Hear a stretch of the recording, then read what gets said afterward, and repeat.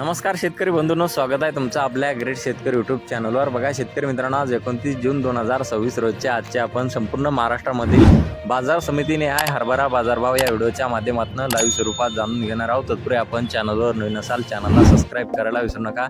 बघा शेतकरी मित्रांनो, हरभऱ्याचे बाजारभाव 5,000 रुपये ते 5,600 5,700 रुपयापर्यंत सर्वोच्च दर चालू आहे। चला तर आपण सविस्तररित्या बाजारभाव जाणून घेऊया।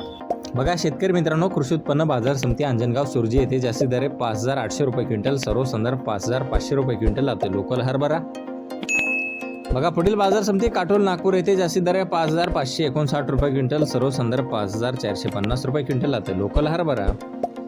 बघा पुढील बाजार समिती आहे देवणी येथे जास्तीत दर 5,550 रुपये क्विंटल जात आहे लोकल हरभरा।